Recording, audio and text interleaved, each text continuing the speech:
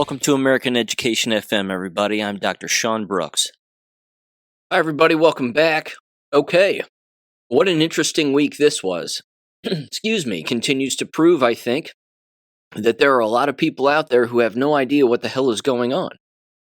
People in the media don't know what's going on.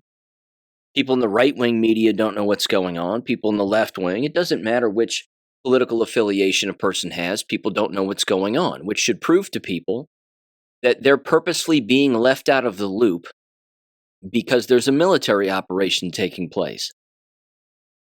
I'm going to do this first. I'm going to lean people toward watching a particular program. It's 3 hours long, so I'm certain people won't watch it.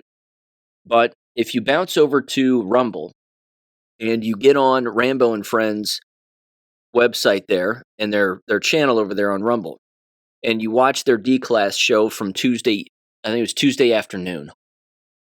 Again, it's about 3 hours long, but they go through Donald Trump's address to the media when Pete Hegseth was there and General Kane was there and Ratcliffe was there from the CIA.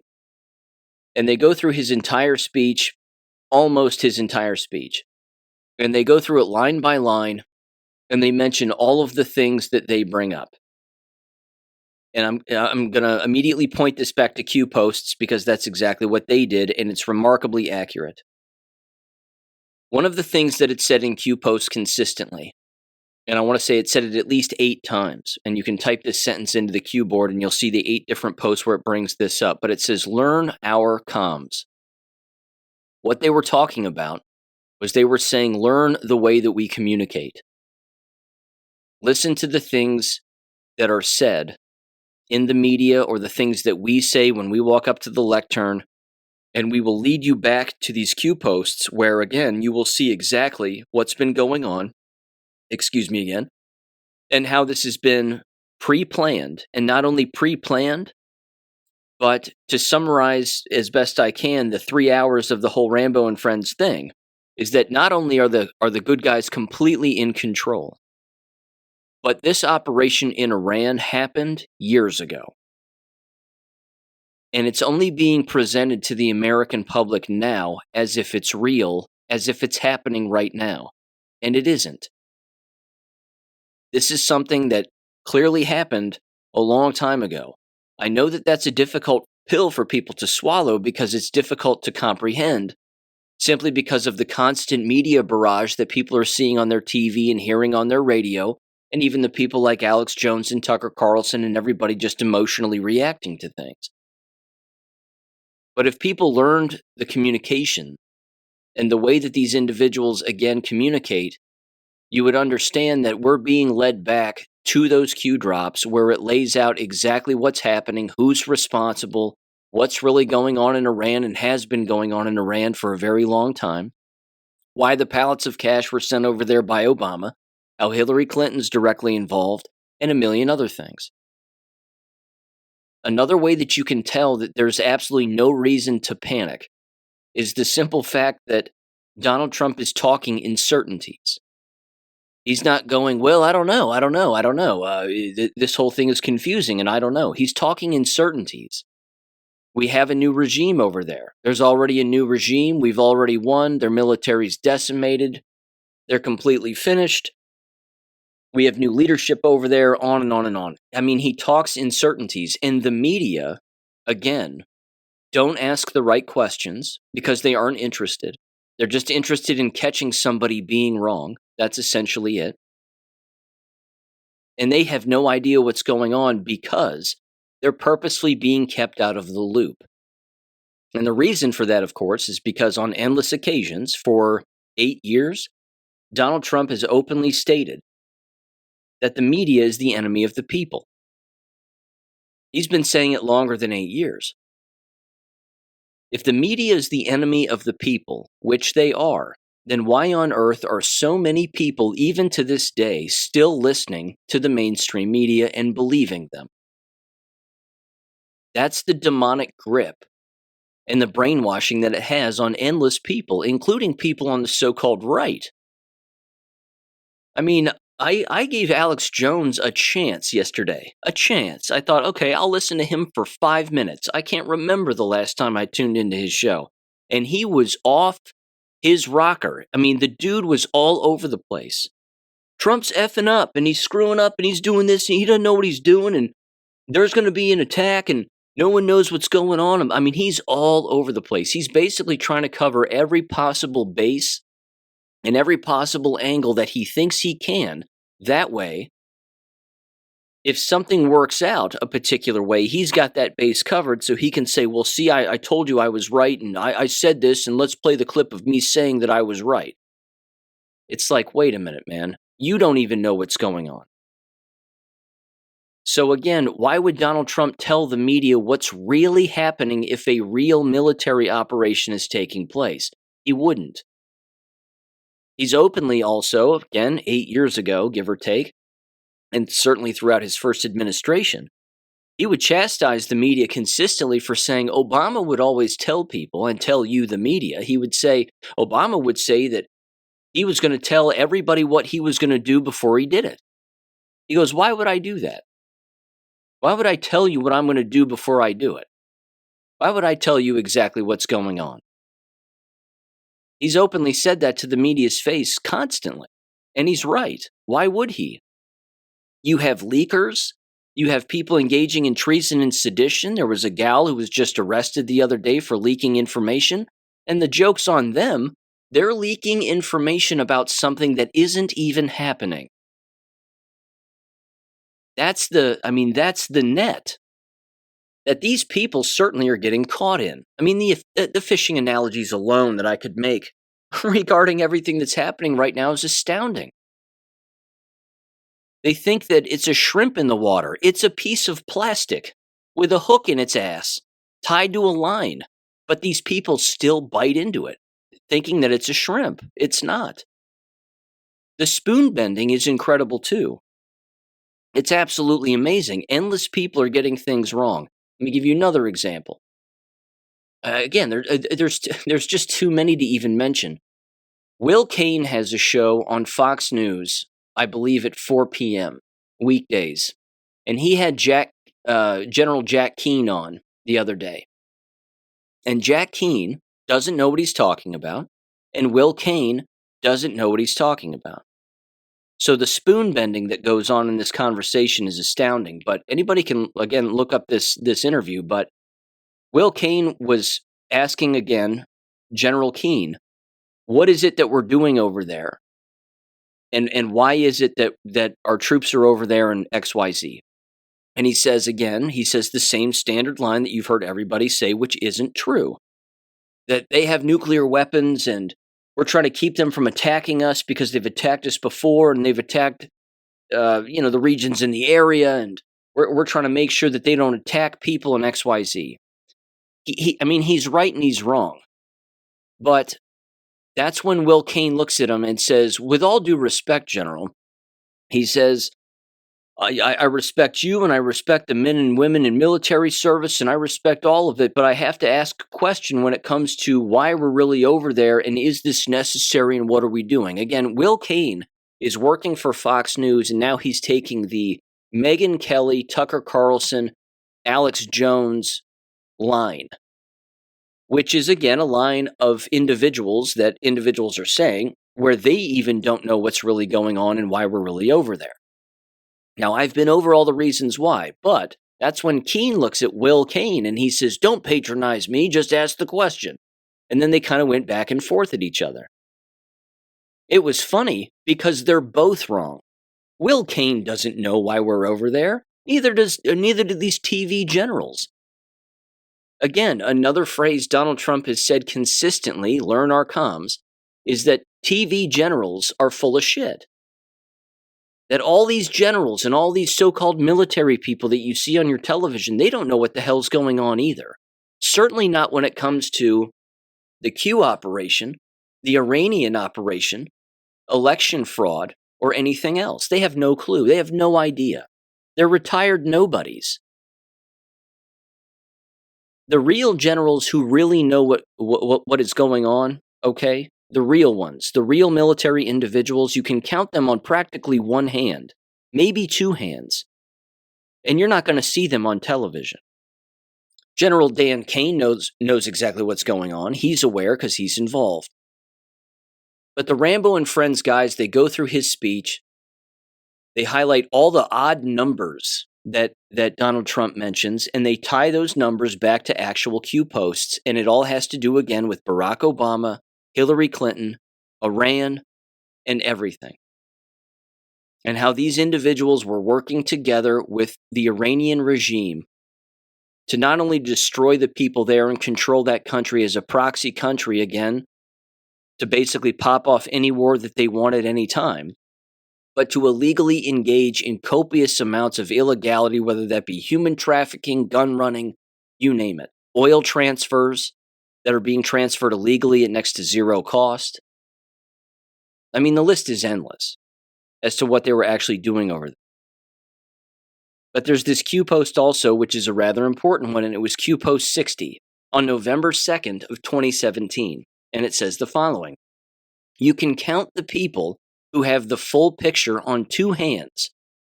Of those, less than 10 people, only 3 are non-military.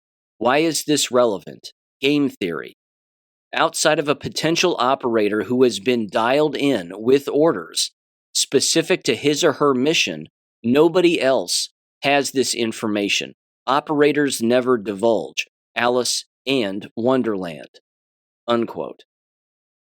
Again, it's not a game, and it's not even a theory. It's a military operation, and it's working. The other funny part, and the hypocritical part too, about all these people on social media is that they all panic. And the Rambo and Friends guys use the word Panican on a constant basis, which is funny. And sure enough, just the other day, the White House Twitter account put out a picture, and it was Donald Trump, and it says, "No Panicans." I find that to be interesting. Again, there are people who paid attention to the Q posts and have a pretty damn good idea as to what's really going on. And then you have all these people, media, social media, average citizens, whomever, giant shows, huge podcasts, lots of numbers, subscribers, clicks, the whole thing. And they never once talk about any of those posts. They never once bring them up. They don't even go back and read them. They don't even view it as being relevant, or they just shrug their shoulders like a Tucker Carlson and they go, "I don't even know what that's about. That just seems strange, but I don't know what it's about." And then he just dismisses it. Again, I don't even think that the Tucker Carlson, "I hate Donald Trump, he's a terrible person making terrible ideas" narrative, I don't buy that. I put that in the same category as that fake kayfabe rift between he and Elon Musk. It's just fake. Same thing with Marjorie Taylor Greene, that rift. I don't buy it. I think that's fake also. The question is why? Why is that happening? Is it to get people to pay attention to their local politics also and what's actually going on, and so that they can see the corruption in the very towns where they live and the very states where they live? Probably.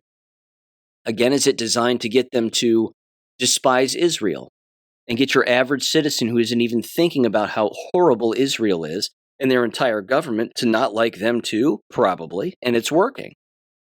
So I don't think it's a bad thing. But if people are so gullible to listen and hang themselves on the very words of a Tucker Carlson all the time and say, "Well, he thinks this, so I think that way too," then people are missing the point. They're missing the plot completely. They have to start listening to themselves. They have to understand that they need to stop spoon bending. It's not about whether or not you can bend it one way or another. It's understanding that there is no spoon, and people need to start looking at things from a 40,000-foot view above the entire scene. Again, all those talking heads generally say the same things. The Megyn Kellys, the Candace Owenses, it's the same messages, it's just a different face. What makes them any different than the mainstream media? Not a lot. Unless, of course, they're involved in some operation to wake people up on very specified subjects at any given time. Again, that's possible.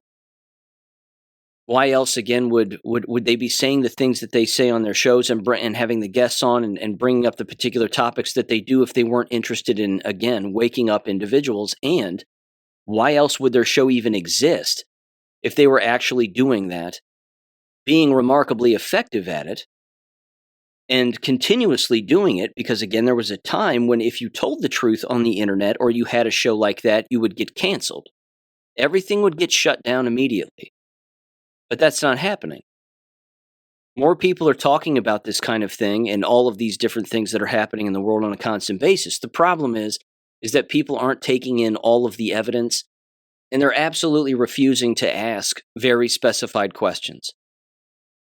Like I've said a million times before, even in this episode already, they do not bring up the Q posts whatsoever. They don't even want to look at them. They don't even say it. There's so much evidence there of what's actually happening, it's astounding. So yes, the number of people who actually know what's really going on, they're military and they are very few. Again, go back and look at all of the video that just seemed out of the ordinary when Donald Trump became president of the United States. His inauguration with the military guys standing behind him as he's giving the speech at the very beginning of his speech, once he was inaugurated. That's never happened before. Same thing when he's in the White House. And he's in one of the rooms in the White House, and he's got the generals and their wives, and they're all lined up there. And he says, what did he say very famously? It was something like, this is the calm before the storm. And then the female media person says, what storm, Mr. President? He says, you'll find out. He's speaking in certainties because it's already over. The military operation's already over. He's even said it. We have it all. They do have it all. Which means anybody who engages in any leaking, illegality, or whatever from here on out, it's just a bonus. Yes, everybody's waiting for an arrest. We want to see a high-profile arrest of some kind to wet everybody's whistle and have it be somebody that basically everybody is familiar with, whether that be, again, a Barack Obama, a Hillary Clinton, someone. Again, if it wasn't a giant exposure operation at the same time, too, because there are multiple psychological operations taking place. Again, it's tiresome, as we all know, but they're not all bad. Psychological operations, as I've said before, operate on a very positive level in the interest of, again, waking people up. The Artemis stuff, for example, brought that up before. That's a perfect example. Endless people are making videos now about Earth not being a spinning ball. About Earth being flat, motionless, and enclosed for the very first time in their entire lives. Good. They're late to the party. I was even late to the party on this 10 plus years ago when I figured that out. But even so, better late than never, and people are waking up on their own time, and that's a good thing. But the lying is constant. But again, there's ample evidence out there for people to absorb if they want to, but if they're continuously listening to the mainstream media and being drug around by the back of the neck by what they're saying, oh my God, there's a timeline. He's going to blow them all to hell and destroy their entire country. I can't believe a president would say that. I can, because it's already over. He's not really going to do that. He's not going to kill innocent people like a Benjamin Netanyahu already has. He's not interested in that. That's not what's going on. So again, he speaks in certainty because he's in control of the media and what they report on and what they don't. And there are some things, of course, that he says on Truth Social that the media doesn't even touch with a 10-foot pole because they don't even know how to bring it up because they don't even understand the context. But he's just jerking with them. And it works. And it's pretty incredible. Because again, it's a military operation. And as it even says in Q posts, military is the only way and it has to be this way. This is the way that it has to be. So again, the spoon bending, even like I said earlier on social media, is astounding, so much so that the individuals who, again, claim to be these know-it-all people all of the time, when Trump was like, here's the deadline, if they don't do this by whatever it was, Tuesday at 8 p.m. or whatever, then all hell's going to break loose, or whatever it was, Monday something. I don't even care. But again, the whole mainstream media, they basically had a countdown clock in the corner of their screen, countdown to bombing Iran, question mark. And it just became this huge thing. And then as soon as that didn't happen, and there was, again, some kind of a ceasefire or whatever, 48-day ceasefire or something along those lines, people on social media were like, oh, see, look, now Trump's a coward. Now he's not even going through with it because Netanyahu's controlling him. That doesn't even make sense. If Netanyahu and Israel were really controlling Donald Trump, why would he not bomb the shit out of him? Why would he not send troops in? Again, these people are so confused they can't make up their minds. One day he's controlled by Israel as president of the United States, and then the next day Donald Trump's not. Which is it? One day he's doing the bidding of Netanyahu because Netanyahu wants a greater Israel and everything blown to shit, and then the next day there's no firing going on and there's no bombing taking place. So who's in control, really?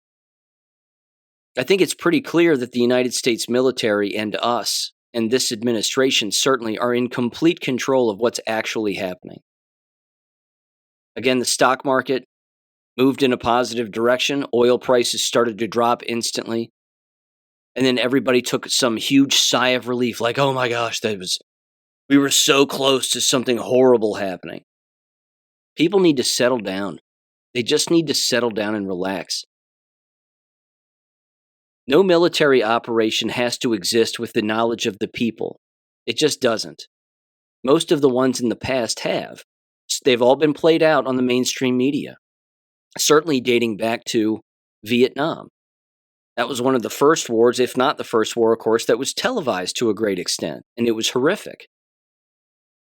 Same thing again with, well, pick one.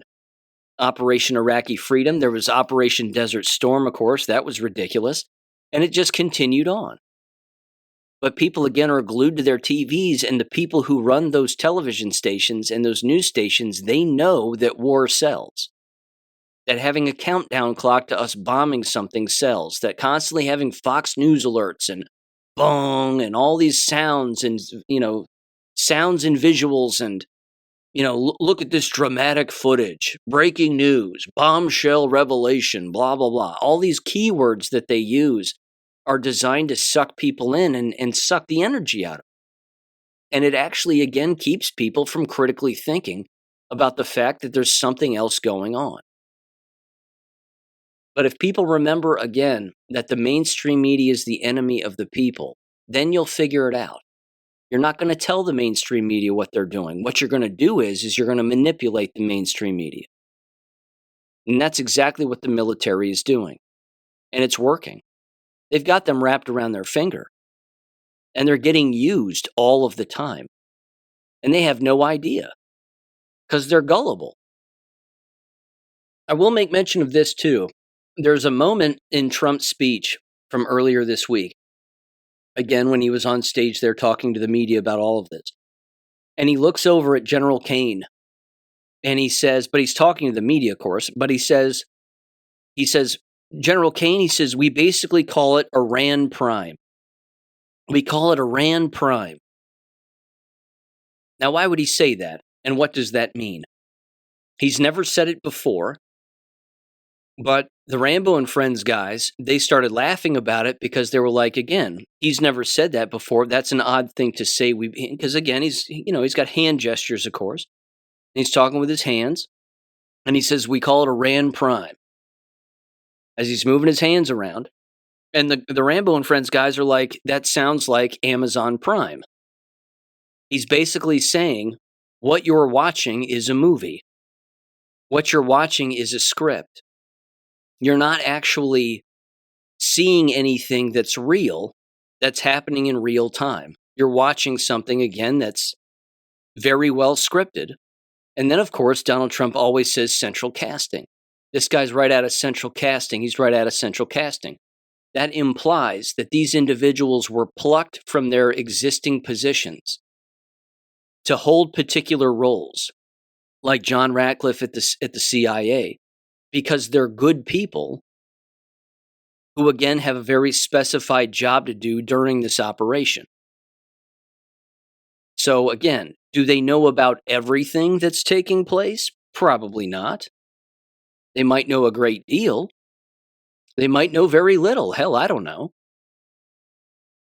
But the point is that what we're watching and what the mainstream media is showing you isn't real. Remember, it's the same mainstream media that's trying to sell you the lie of 4 people floating around in some spaceship in space, when they never show you pictures of the stars and they never show you a picture of the sun.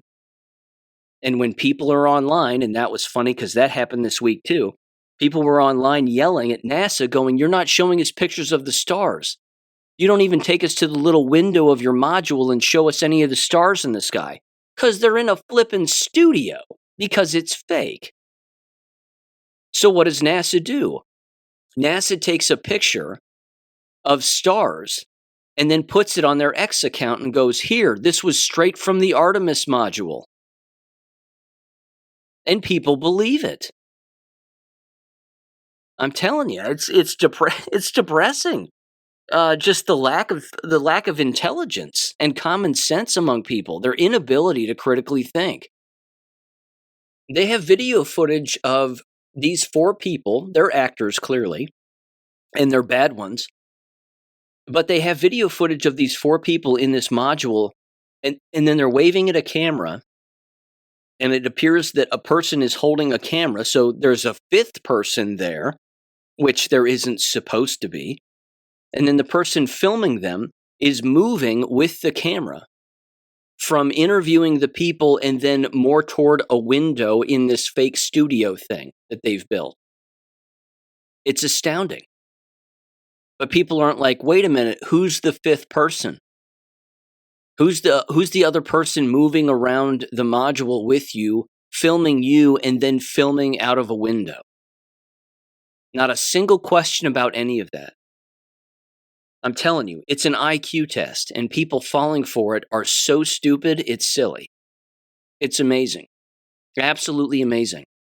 And as you would expect, I'm sure it's getting a lot of coverage in American schools and brainwashing children, and yeah, that's beyond terrible to say the least. But anyway, to wrap up this Iran stuff, I want to play very quickly a piece of audio, which again, very straightforward, no reason to doubt it necessarily. It's a Texas truck driver, and he says he was at a gas station in Waco getting diesel fuel. You'll hear him say it. And he's talking with a guy who's pumping gas next to him, and the guy pumping gas next to him is from Iran. And he moved away in 1979 to come to the United States, get an education, and then go back and help his country. And then he describes Jimmy Carter's role in destroying Iran and 1,000 other things. But he basically says, be patient. People in Iran are good people. They don't like Sharia law. They don't want any of that terror and control and the whole thing. It's a proxy state, always has been. A lot of deep state players there, the whole thing. He says, just be patient. Everything is going to end up working out just fine. So give this a listen in 3, 2, 1. So today I was on my way back from San Antonio, Texas. I hauled a load down there. I was on my way back and I stopped in Waco to get some diesel fuel.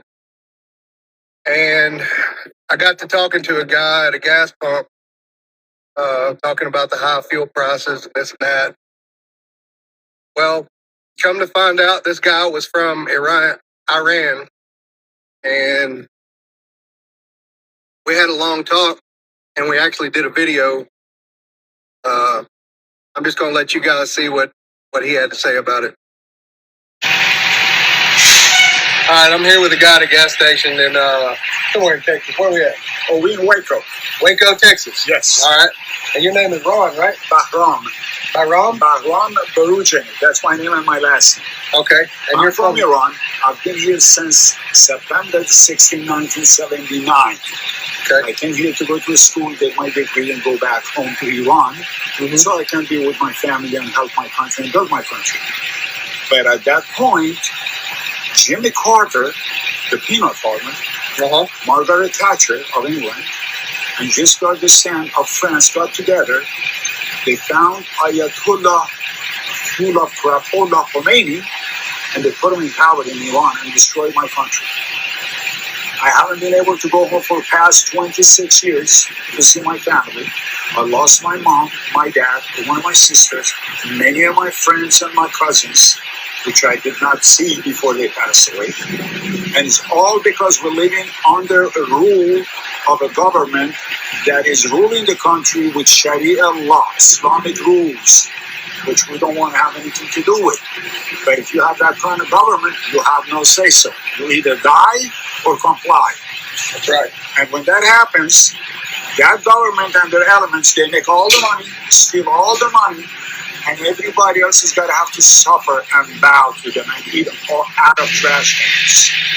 And today, thankfully, this time, Donald Trump decided enough is enough and answered the people of Iran. They asked, they begged, they yelled, and they screamed, come and help us. We need to get up from under this brutal, blood-sucking government. So he went. So please, be patient, people. This thing is going to work out. The government is going to be toppled. People are going to take over their country. And when those people take over that country, they are smart, they are hospitable, they are kind, and we're going to have the relation we had 48 years ago before Jimmy Carter made up this mess. And then, of course, keep that in mind. In 2009, Barack Obama could have helped get rid of these people, but he decided to give them $1.7 billion so they can sign a piece of paper that they're not going to have no meat. And it never happened. But he got a peace prize out of it. So people, be patient. Everything's working out. The prices are going to go down. We're going to get cheap fuel. And then we're going to have a better place to travel, to go to Iran and see that old ancient country. Beautiful people, beautiful country. Long live freedom, man. Thanks for talking with me, man. Anytime. Go Trump. Yeah, go Trump, and don't let nobody tell you Islam is a peaceful country. Bring them to me, I explain to them. They have some questions to answer if they say that. Very nice to meet you, man. Yes, sir. There's more truth right there in two individuals in America having a conversation about a current event than anything you're going to see or hear on TV in less than 5 minutes. That's it. No reason to doubt him. He lived there, after all. Wouldn't he know the area? You would think. It's not that everybody who lives in a particular area knows everything that's going on. I mean, look at our country. But no reason for him to be lying about anything. The thing is this, too. It's that, and I think I said this in the last episode also, we voted for this. And this conflict, this war against the deep state and against the deep state players everywhere that they are, we voted for this. We wanted this. We wanted them exposed, destroyed, lines of communication, trafficking, gun running, drug running, money exchange. We wanted all of it gone. Central bank control, all of it. We wanted that destroyed. And the very war against the bad guys that we voted for, that we all wanted, regardless, again, of where a person sat on the right side of things. Certainly the right side, politically speaking, because there's some division there among the knowledgeable and the unknowledgeable. But this war is happening in front of their faces, the one that they wanted to, and they can't even see it. They don't even know what's happening. They're not even asking whether or not this is what they voted for, and is this really the conflict against the deep state that they've yearned for endless years. And the fact is that it is. That's exactly what's going on right now. Does anybody know where John Kerry is right now? Haven't heard from him in a long time, have we? He was directly involved. His picture was in the Q drops over in Iran, talking with individuals, exchanging money, trying to overthrow particular people, certainly overthrow Donald Trump, a number of other things. Where is he right now? Does anybody know where he is? The other aspect of this, too, which I think is fantastic, is again the Israeli exposure and the Jewish lobby exposure. That's been going on for a very long time. In fact, I'd go so far as to say it hit a fever pitch during the Biden administration and that entire fake administration. That's when endless people on social media were being bombarded with, it's the Jews, quote unquote. Learning about real history, real European history, who the real dictators were and who they were not, and all of that.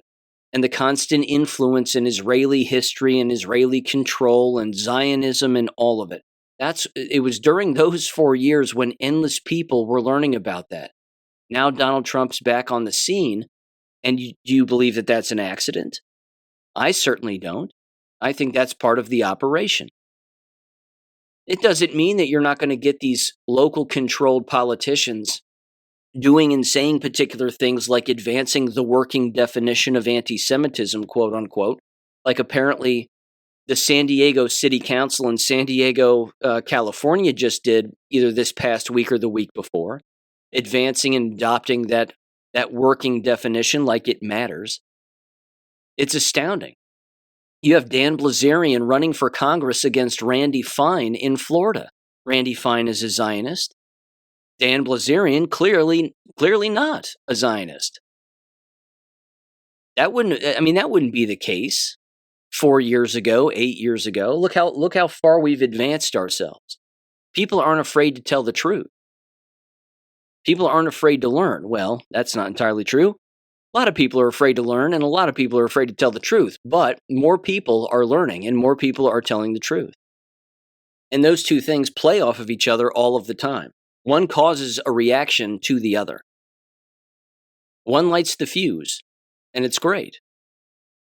But all of this happening the way that it's happening now, it's also, like I said, exposed Israel for their genocidal, maniacal behavior for a very long time, of course, since their inception and even dating back thousands of years ago. And that's, again, putting it mildly. But it means that part of this operation has to not only expose them, but there has to be a reaction to them and a withdrawal from them. And that certainly seems to be one of the things, again, that's happening with NATO. And it's one of the things, again, that's happening with the UK. And that's a good thing, which means Israel's last. So as I've brought up on the show before, what is it that Israel would have to do in some kind of a conflict to get our country to withdraw support from Israel? Yes, there's been all this veiled, compliments, and Netanyahu's a wartime president and he's our greatest ally and blah, blah, blah. Everybody with a brain knows that that's not the case, which means it's only being stated by the President of the United States because there's a military operation going on and they're saving face.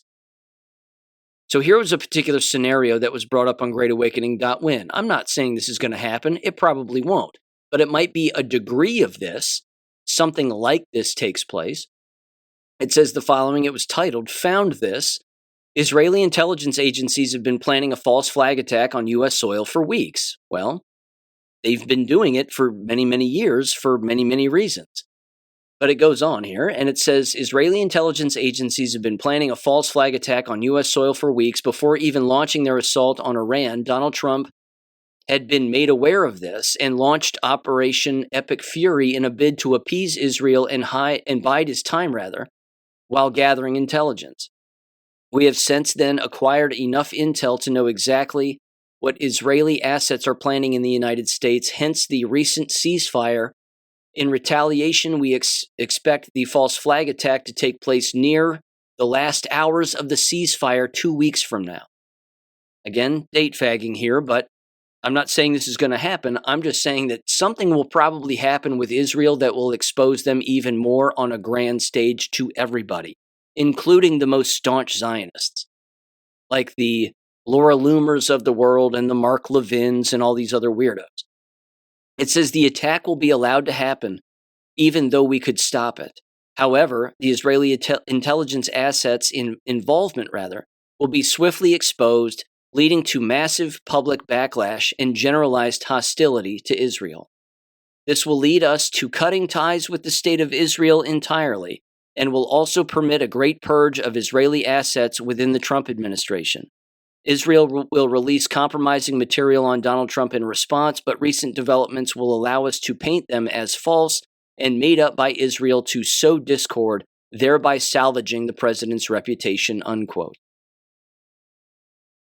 Even if a piece of that is true, it makes sense. Just a piece of it.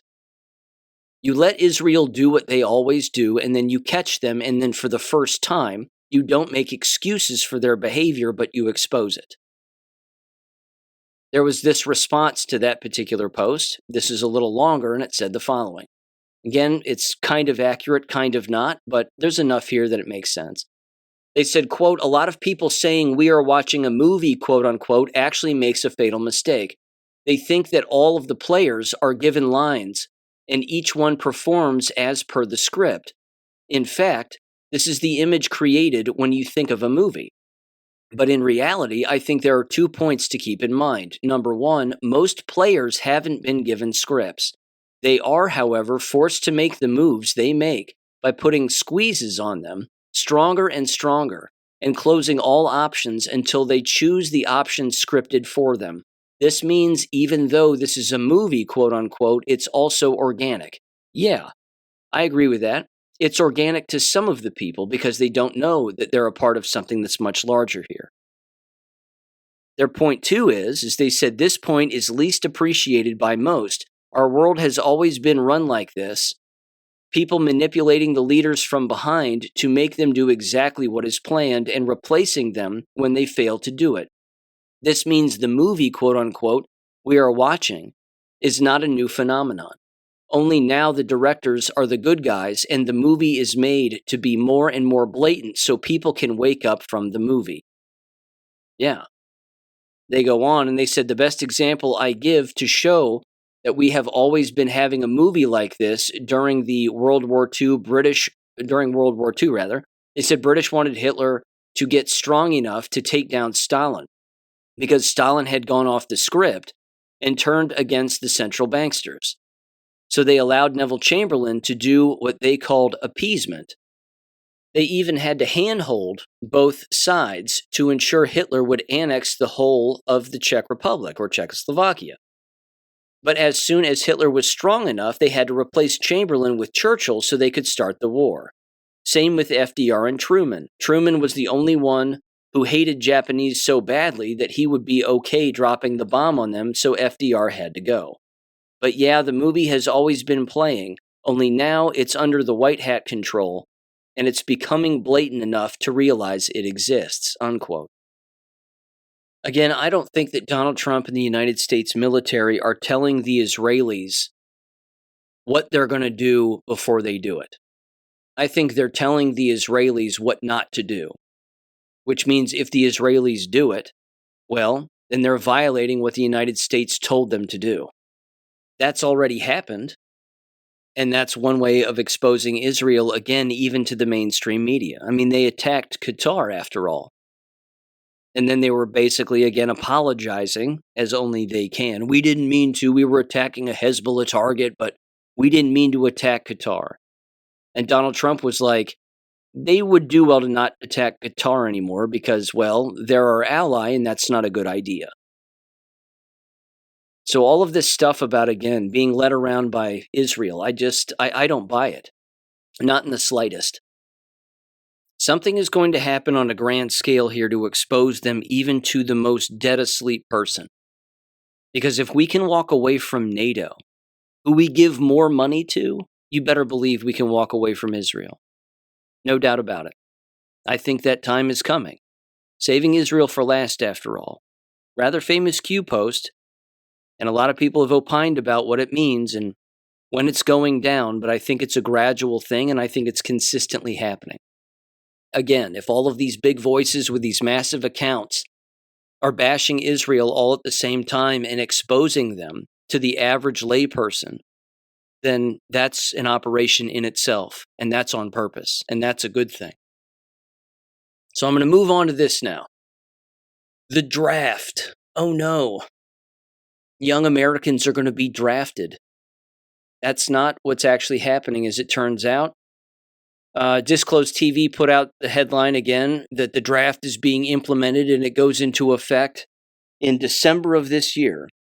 All you have to do is take a headline like that, ask an AI system what it really means and is this accurate, and you'll get again a different answer. So I popped it into Grok. I said, describe the upcoming U.S. military draft starting in December of this year. It said the following, quote, there is no active U.S. military draft or conscription starting in December of 2026 or at any time in the near future. The United States has relied on all volunteer forces since 1973, the end of the Vietnam War era. What is actually happening in December of 2026 is that the Selective Services System, or SSS, will implement automatic registration for eligible men. All it means is it gives them a number of all of the people who are eligible. It doesn't mean that all of those people are being drafted or forced into the military. That's not going to happen. It says this change was mandated by the fiscal year of 2026 National Defense Authorization Act and signed into law by President Trump on December 18th of 2025. Instead of young men having to manually register themselves within 30 days of turning 18, the government will automatically add them to the SSS database using existing federal records from Social Security numbers, driver's licenses, other government data sources, etc.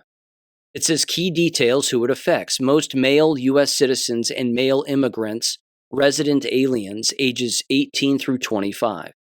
So if a person, again, wanted to register, they don't have to register anymore. All they'd have to do is walk into a recruiting agent and simply say, my name is this, here's my driver's license, I'm eligible.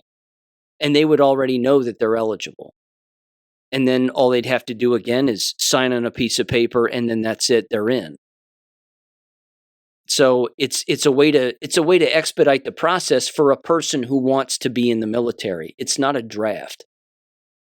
It says, again, the purpose is to streamline the process and improve compliance rates, which have declined in recent years, reduce administrative costs, and ensure that the database is more complete and up to date in case a draft is ever needed in a future national emergency. And that's bold. That's in bold text, in case. Again, I don't think that's going to happen. It says what it does not do is it does not activate or reinstate an actual military draft. No one is being called up for service. Registration is simply a preparedness measure, and the U.S. military remains fully volunteer-based. It says if a draft were ever activated, hypothetical process, authorization would have to come from both Congress and the President during a declared national emergency. Activation of the SSS would have to take place, a lottery based on birth dates, classification process with possible deferments, exemptions for hardship, conscientious objectors, etc., and then orders to report for examination and potential induction. This has not happened, and there are no current plans for it, despite occasional geopolitical tensions. Women are not currently required to register, though there have been past debates about including them. Failure to register under the old system could affect things like federal student loans, certain jobs, or citizenship processes. Automatic registration is meant to eliminate most of those compliance issues. It says the change reflects administrative modernization rather than any shift toward conscription. In short, the December 2026 brings automatic draft registration for men 18 to 25, not an actual draft. The U.S. continues to operate with a professional volunteer military, unquote. So, yeah. But again, people won't look into it further. They won't ask questions. They won't go to different sources and actually read about the history of the whole thing and what actually has to take place in order for a real draft to take place. They'll just run to social media. They'll scream, they'll shout. They'll make their posts. See, he's drafting us. It's all about wars. I didn't vote for this. Israel's making him do this. It's not going down that way. That's the whole point. So, yeah. I'll leave it there, but don't be a panican. It's a good word, panican. Don't be a panican. Okay. Came across this article about wealth migration. Neat little map put together here. This was on visualcapitalist.com, titled again, Mapped, Where Wealth is Moving in America by a Dorothy Neufeld, designed by Sam Parker. And, yeah, Wealth migration by state. The net interstate income flows from 2023, from just 3 years ago. And it turns out, as one would expect, that California and New York lost the most amount of money. California lost $12 billion, and New York lost $10 billion. And then it goes through each state. I've put this up on my social media accounts if you're interested in checking it out. Again, a lot of these states gained money, and one might expect that those states tend to be red states, whereas most of the states that lost money are blue states or, again, other red states that apparently can't get their shit together. Ohio lost $2 billion. New Mexico lost $93 million. Illinois lost $6 billion. Minnesota, again, $1 billion. Michigan, $956 million they lost. Pennsylvania, $2 billion, and it just goes on and on. Massachusetts, $4 billion they lost. New Jersey, $3 billion. Louisiana, $799 million. Florida gained $21 billion, though. So of all the states that gained money, of the red states typically speaking, certainly they appear to all be red states by and large, except for Maine. Maine made $402 million, but Florida, $21 billion is what they gained. Again, this is mass migration. This is what is happening here. People are leaving these states where the taxes are high, the corruption is high, and they're attempting to move to states where that is not the case. Now, joke's on everybody, there's corruption in every state. Certainly, again, when it comes to illegal aliens, Somalis, the whole thing. But more individuals, again, are stimulating these economies because they feel like they have the freedom to roam around a little bit more, as opposed to, again, the states that are clamping down on them with taxes and crime and corruption and 1,000 other things. So, yeah. It's an interesting little map, and I'm sure it's even altered itself since 2023. And given all of the fraud that we now know about, it's probably gotten way worse, which is terrible. But people move for these kinds of reasons. Again, the whole COVID lie caused people to uproot their entire families and move out of the state because they just said, I can't believe what these people are doing. They're shutting down businesses. They're crushing our income. They're saying we can't go outside. We can't go to work, can't go for a jog, so we're just going to move. And anytime people do that, their money goes with them. Now, speaking of your money going with you, I have a bone to pick here, sliding right into education now. Just one story for everybody. This comes from an Amy Meck over on X, who I'm not a fan of for a variety of reasons. But again, they claim to be a conservative. But I think, again, they're a closeted communist to some extent. They are a part of the RAIR Foundation, RAIR. And it stands for, apparently, Rise, Align, Ignite, Reclaim.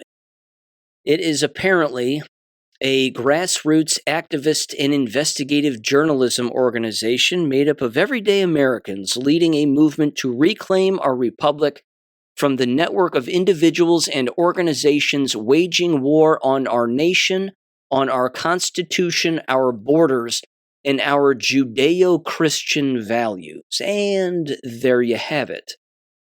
Which means that's their angle. Now, if they were really interested in going after the individuals who were supporting open borders and mass migration, they would have to go after organizations like HIAS. They'd have to go at, which is Jewish, they'd have to go after the Hebrew Immigrant Aid Society, the Jewish Council for Public Affairs, HIAS New York, the Jewish Federations of North America, a bunch of other ones. Hillel is another one. AJC is another one. The American Jewish Come is another one. Jewish Voice for Peace is another one. The National Council of Jewish Women, the U.S. Committee for Refugees and Immigrants, the American Immigration Council, and HIAS Canada. These are all Jewish organizations that are involved in mass migration, open borders, and supporting quote-unquote refugees. But this Amy Meck on X, again, Jewish, is a part of this RAIR Foundation, And regarding education, here's a post that they made earlier this week. They said the following, and then you know why I'm going to criticize this. They said, amazing update from Texas. Patriots have been showing up in droves at the Texas State Board of Education meeting in Austin to fight back against the Islamic and Marxist organizations pushing propaganda into our children's schools. All right, let me break down that sentence just first before I read the rest. There is the infiltration of Islamic literature within Texas schools, and I've made mention of that on the show before.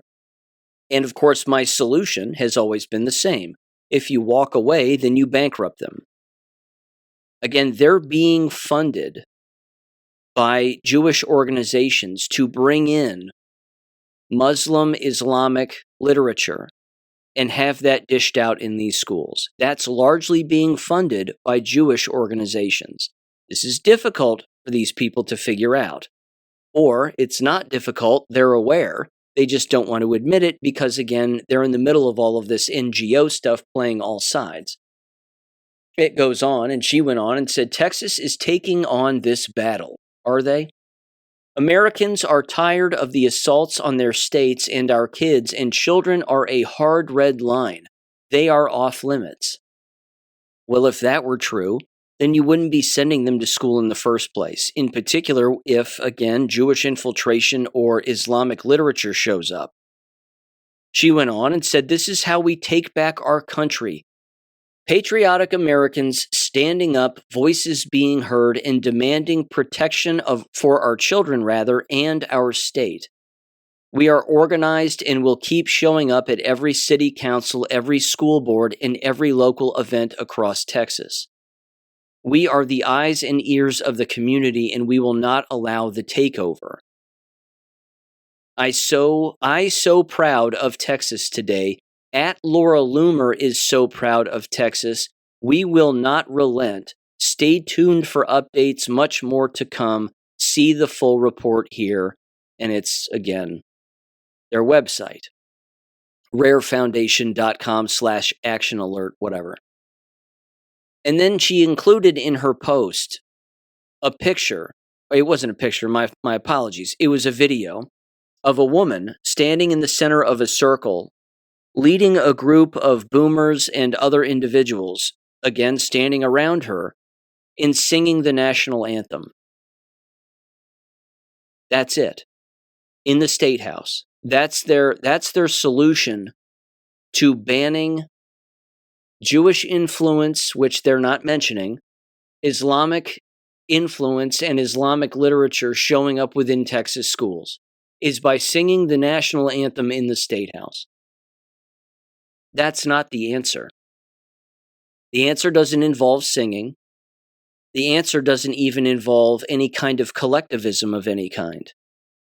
It involves individual knowledge and then individual action. All a person has to do to bankrupt the entire education system is you walk away permanently. That's it. Every school board member will be on blast from the state in a school district if everybody just walks away. This is not difficult, and it is literally the only answer. It's the only solution.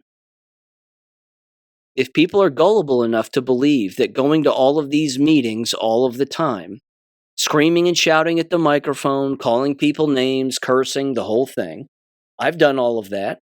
Trust me, it's fun, but it doesn't work. But if you walk away, that works. And I've been over the process of what happens when these people walk away from these school districts.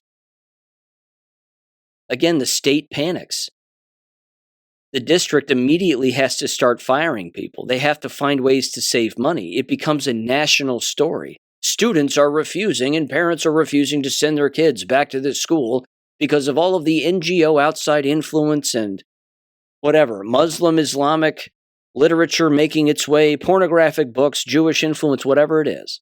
They're never going to say Jewish influence, but they should, because those are the individuals pulling the strings, and those are the puppet masters.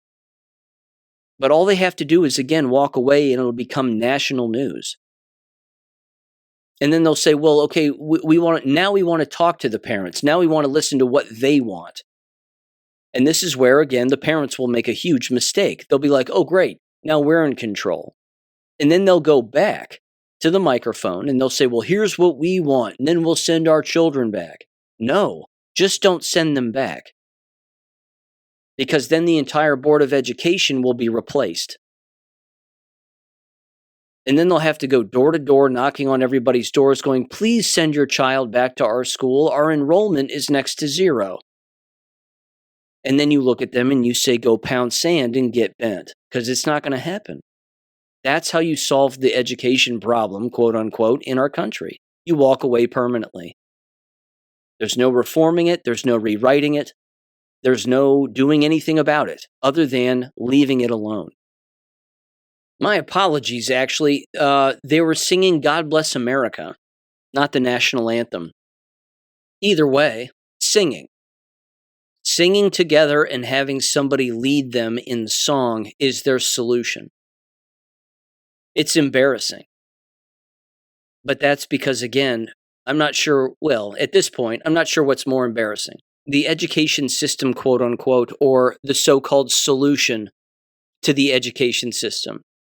Because all it's doing is perpetuating the constant influence of these NGOs within this business. These groups like the Rare Foundation and others. What was the other ones? Something Mothers for Freedom or something along those lines. I mean, there's all these organizations that are still advocating for children to be in school environments, but on the parents' terms. It'll never be on the parents' terms. It's not designed to be on the parents' terms. It's communism. They don't give a damn what parents think. They won't even care what parents think if parents pull their children out permanently. They still won't care. And they'll never blame themselves either. They won't be like, well, it's clearly something that we're doing because no one's showing up anymore. They'll never accept responsibility for anything, so why not just do the one thing that you've never done? Leave en masse, and then that'll put it to rest. The only way to force the hand of government is to make every branch up that ladder and up that chain of government panic. And the only way that you do that is by not participating in their systems. That's it. But then you don't revisit the system and be like, okay, now we can fix it. No, just let it go. Let it burn. It's the only answer. It's the only way. Again, that's the spoon bending thing with the whole singing. All these people standing around and singing. We don't want all this Islamic literature in our schools. Well, no kidding. But you standing around and singing, you look like you're union members.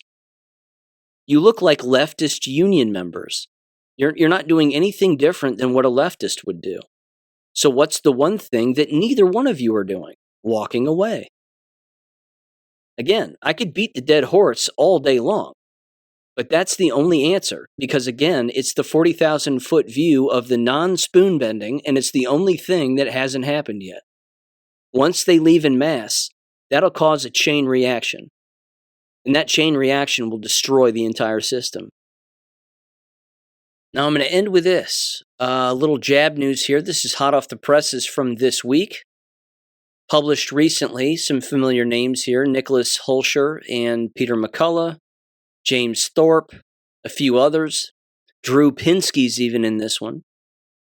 This was published on the website Xanadu.org, if that's to be believed, published April 7th.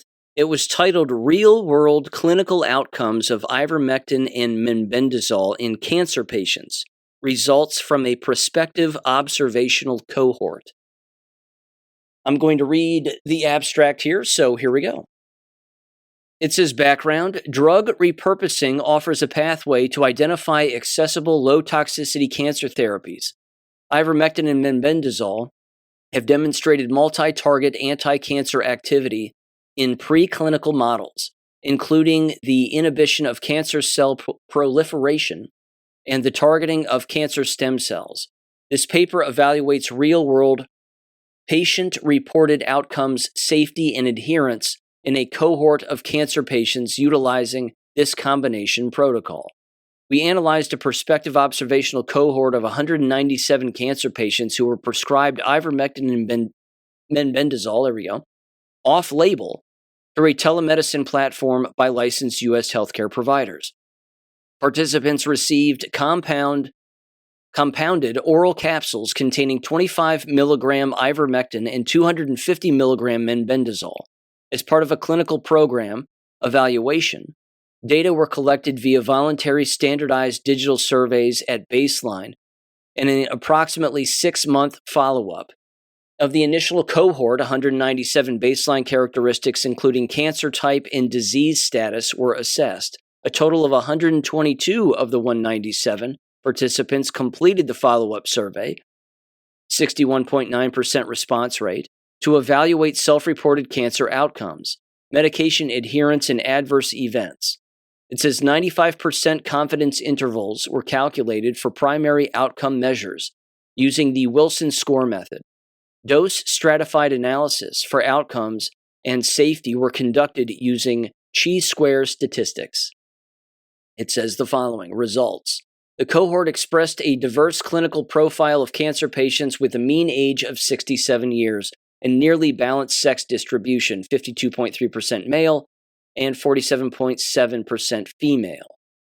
Cancer types included prostate cancer at 27.9%, breast cancer at 18.3%, lung cancer at 8.6%, colon cancer at 5.1%, urologic at 4.6%, pancreatic at 3.0%, liver at 2.5%, gynecologic at 2.5%, hematologic at 2.5%, and malignant cancers as well, apparently. It says at enrollment, participants had a median duration since initial diagnosis of 1.2 years, with 37.1% experiencing active disease progression. At 6-month follow-up, medication adherence was high, with 86.9% of participants completing the full initial 90-capsule ivermectin mebendazole prescription, and 66.4% remaining on the protocol at 6 months. The clinical benefit ratio was 84.4%, and it says notably 48.4% of the cohort reported the strongest positive outcomes consisting of regression. It says, or no current evidence of disease. Disease stability was reported to be maintained in 36.1% of participants, while 15.6% reported disease progression. While 25.4% reported mild side effects, primarily gastrointestinal, 93.6% of those affected continued treatment through minor dose adjustments. Some participants reported concurrent conventional therapies, including chemotherapy, 27.9%, radiation therapy, 21.3%, and surgery, 19.7%, as well as adjunctive interventions such as supplement use at 49.2%, dietary modification at 37.7%, and other integrative approaches. Conclusions. In this prospective real-world cohort, the combination of ivermectin and mebendazole was associated with high rates of self-reported clinical benefits, with nearly half of the participants reporting tumor regression or no current evidence of disease across a heterogeneous population of cancer patients. These findings provide a compelling clinical signal that these well-tolerated, repurposed agents may offer therapeutic benefit. However, given the observational design, reliance on self-reported outcomes, and potential for selection bias and uncontrolled confounding, these findings should be interpreted as hypothesis-generating. Urgent prospective, randomized, placebo-controlled clinical trials are warranted to validate these observations and further define optimal dosing strategies, unquote. Yeah. This is an example of a paper that's being written to set up larger papers. That's the idea. The trick is to crack the current medical establishment with their research papers so that huge clinical trials can actually take place regarding the use of ivermectin, mebendazole, fenbendazole, other supplements, etc. Because it really is beyond anecdotal at this point. There's ample protocols that exist out there for cancer treatment. There's ample protocols that include, again, vitamin supplementation with the addition of things like, again, ivermectin, mebendazole, etc. But a lot of this is anecdotal. But even so, if it works for a person who is enormous, for example, tall, heavyset guy, as opposed to somebody who is smaller, why not? Why wouldn't the smaller person use it also?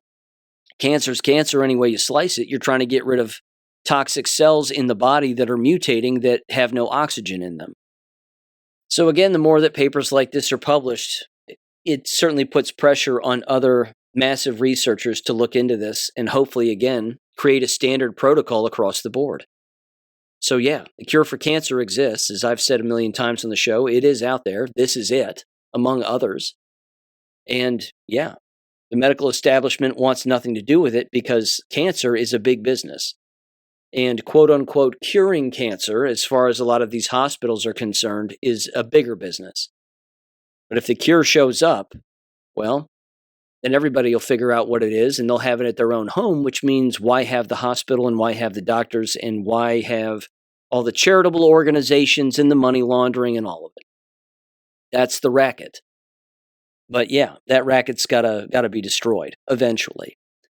With that said, ladies and gentlemen, have a great weekend. I will leave it there, and I will catch you on Monday, and I will link that Rambo and Friends episode in the description below if you're interested in checking it out. It really is fascinating, and again, I know it's long, but there's a lot of great information in it, and I hope it opens some eyes as to what's really taking place here. So, again, with that said, have a great weekend, and I'll catch you on Monday. Peace. Thank you for listening to American Education FM. Make sure and check out AmericanEducationFM.com for more information. Take care and God bless.